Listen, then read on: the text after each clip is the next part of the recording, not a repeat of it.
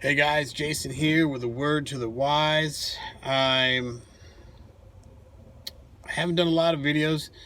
Um, I'm kind of just I really enjoy sitting back and just seeing what the world's doing, what the world's presenting. What are the answers that people are describing for the problems that are happening. I just got done with a video from Days of No. It was like a 5-hour video. But in the midst of it, in the beginning, or at least in the middle, it was a point that he was showing how there is so much information everywhere. It's coming out of the woodwork, and then when you have, say, like what has happened over the last 3 years with all this censorship, it fuels a lot of people. It shakes a lot of people off. It kind of, because once you start saying, you can't see behind the curtain, turn around, go away. For some people, they do. They turn around, they walk away. Nothing to see here, I guess. It's not for us. We'll get in trouble. Some people, they'll press on and say, well, I'll go around the corner, and then I'll try to look in. Where the guy's not looking or can't see me or doesn't know. You distract him. I'll look, and I'll look anyway without. I don't care what this guy says. All different kinds of facets of people. But all this information, and there's no definitive answers coming out of it. I know there's this Jesus Revolution movie coming out, and if you want, do a little homework. It's based on a true story in some ways. The kids that are in that movie have grown up, and I believe his name is Greg Laurel. And I know other people have talked about this, and I'm not going to pin this directly on him, but I just watched one of his latest videos. I haven't watched one of his videos probably for at least 2 or 3 years.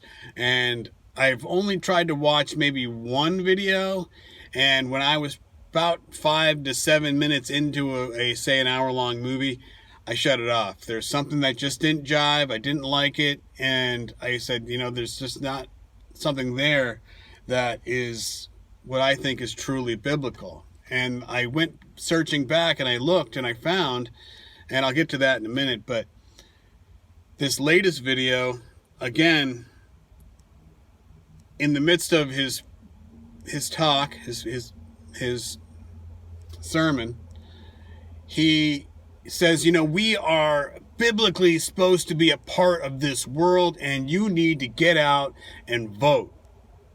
That's part of your earthly walk. Very nice message all the way through. Uses a little humor. Very, very well done. But to say that I need to vote, a political kind of jive in the middle of all the sermon, it's like, why do I need to? I've never voted. I was tricked into becoming a voter by a cop who said he wouldn't give me a ticket if I registered to vote, so he somehow registered me, and boom, I've done probably more jury duty than anybody I've ever met. And I already have another jury duty selection sitting on my fridge. So I'm going to call them and ask, like, when was the last time I did this? Because, yada, yada, yada. I hate going to jury duty. I'll be that one that asks questions that they don't like, and they never select me anyway. So, I digress. So,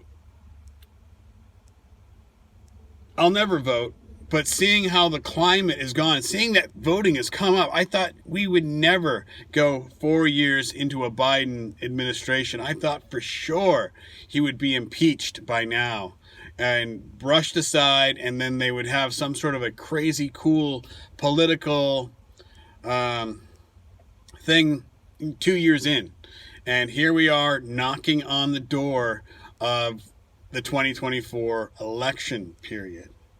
And it's going to get, and I think with that, it's going to get kind of if Biden is just being used as a tool, it's going to get way worse, and there's going to be much more of a division, and he probably will try to run again, but he probably won't have Harris as his running mate, for one, to have more of a better chance. If he picks up Obama, that's going to be very telling of a very bad situation. But on the other hand, you're going to have Trump. If DeSantis runs, Nikki Haley, you're going to have all these people probably having quite the show into this 2024 election. And there again, the beginning of a greater tribulation period than what we're seeing now, for sure. I mean, we know it only gets worse, but that's why I keep thinking it's like, maybe this whole thing hasn't kicked off. Maybe we're just in the first 3.5 years, and this next 3.5 years is going to kick off with, is it going to be a King Saul? Is it going to be some sort of a scenario? And I always think back to Isaiah 19, where it talks about Egypt and how the people will, who do wickedly, and they're going to get this spiritual, I don't want to paraphrase, but you're going to get this king, those who carry on the spirit of Egypt, I believe it is. And in America, we, in your schools and cartoons, TV shows, always will have some way of referring to Egypt. It's one of the wonders of the world, so why not?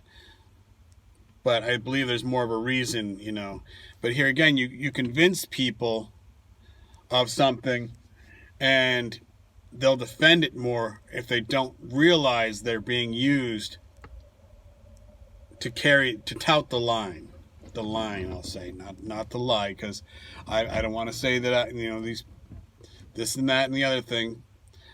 But back to Greg Laurel and what he was saying in some sermons I've heard repeatedly. I believe it was in this last one, and it was an MOTB sermon. And in that sermon, he says, it's going to be this time. He reads off Revelation 13, and he says, and that will bring in tribulation.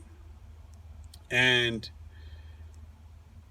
we won't be here for that period. Jesus will take up his church, and at the end of this whole debacle, basically, then he brings us back in his reign.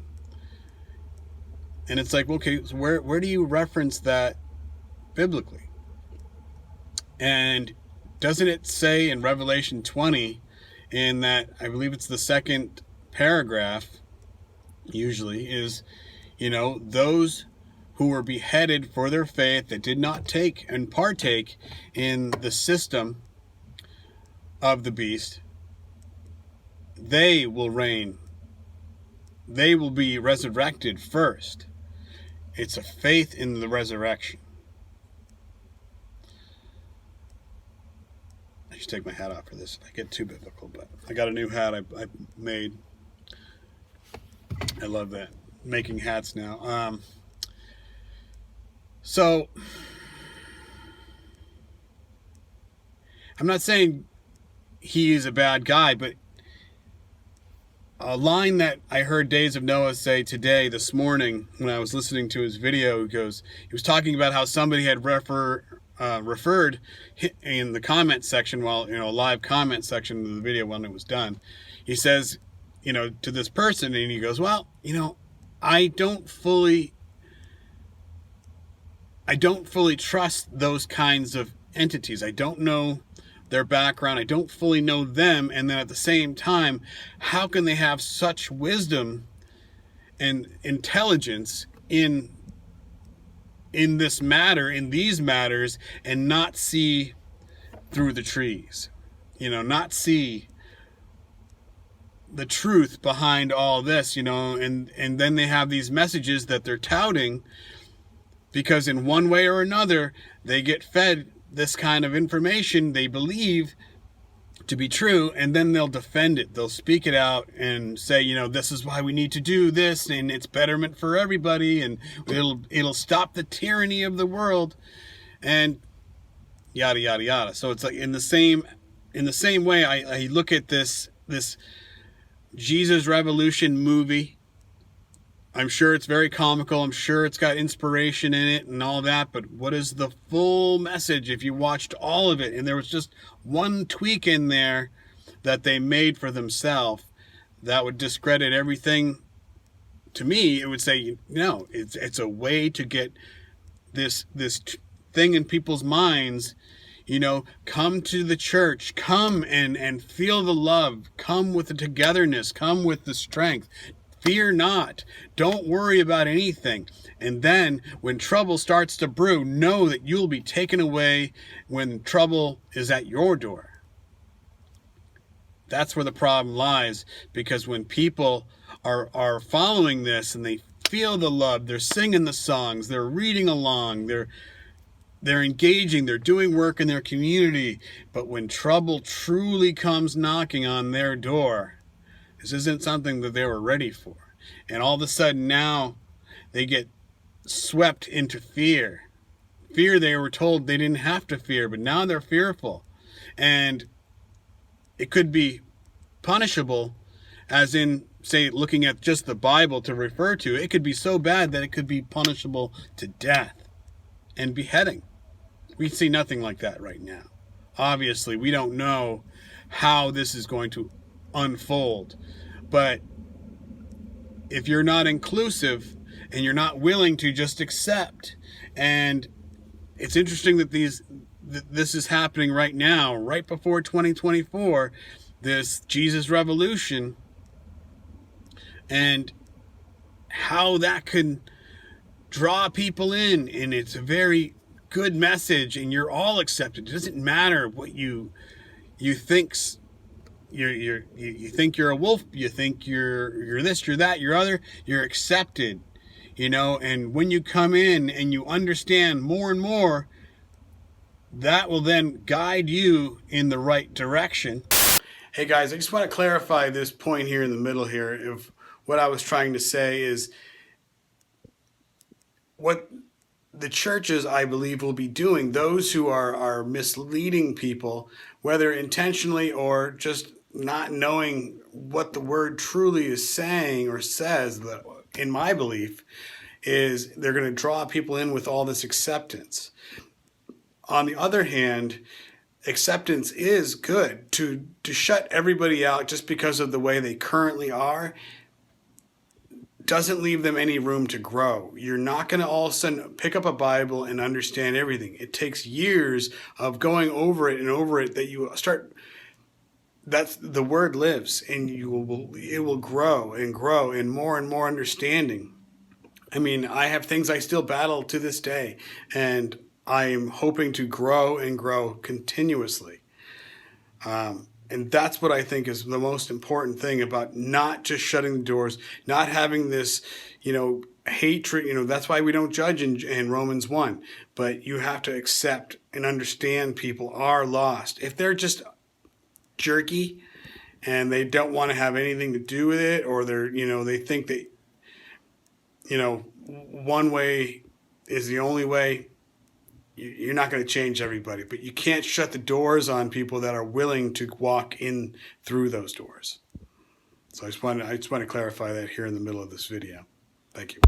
That's a great way of looking at it. When you think about the whole, as people refer to it as the Rainbow Brigade. So those who use the rainbow falsely, not knowing what it meant back in Genesis 9, I believe, where it speaks about the covenant of the rainbow with Noah. And that's a part of the deceptive fool. Those people who are now toting it don't realize what they're toting it. But when you go all the way up the chain to who started that, why? Oh, well, guess what?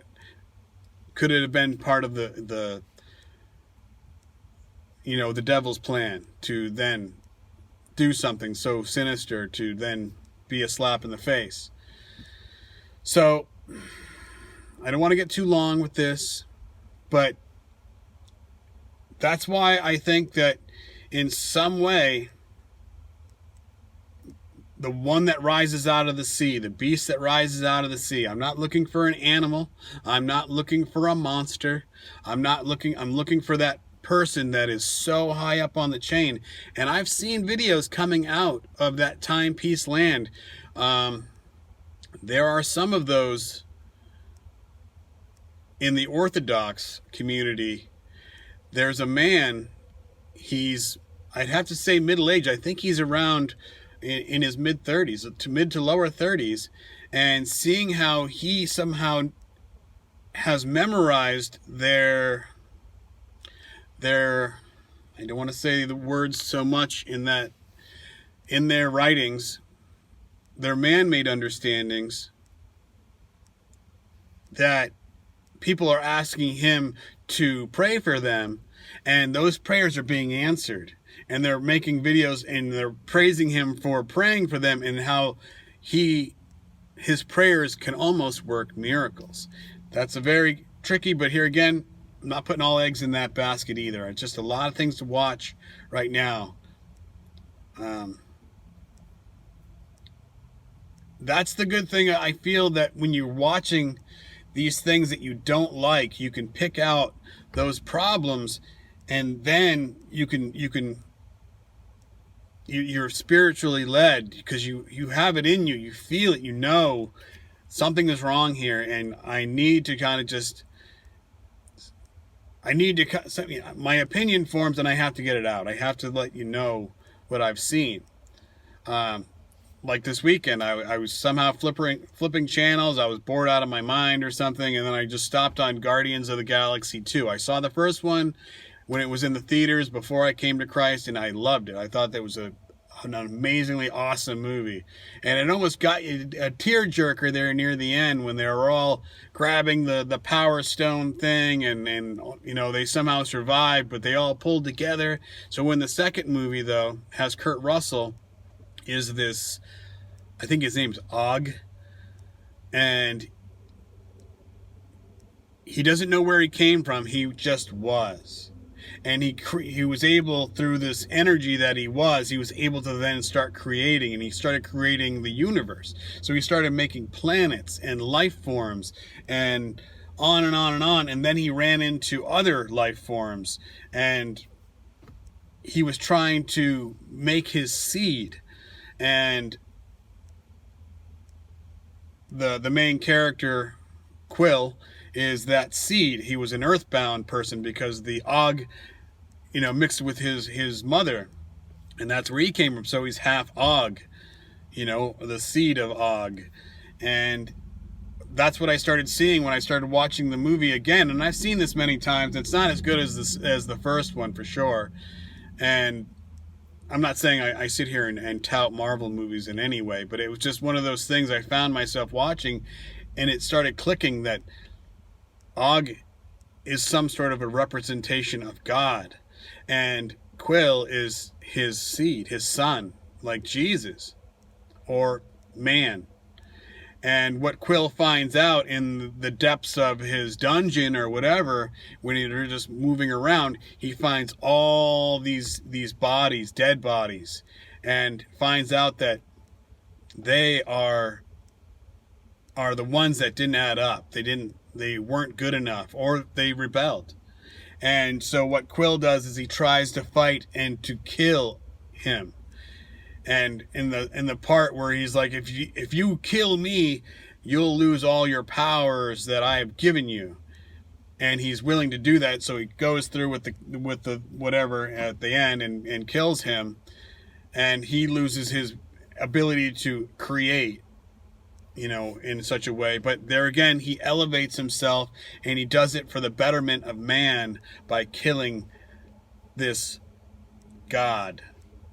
And I'm like, wow. And that's a very narcissistic view we see a lot today, where man is trying to elevate himself without the use of God. I can use science. I have knowledge. We have ways. We don't need to have prayer and God and Jesus and the Bible. Or they're going to start saying, you don't understand what you're reading. You think it's a literal thing. You think it's a metaphorical, but you don't understand the metaphor either. Even though I've shown many times what I think is being spoken of. And I try to keep all those things as best I can in a separate playlist for anybody that wants to go back over and look at the martyrs, look at the witnesses, look at the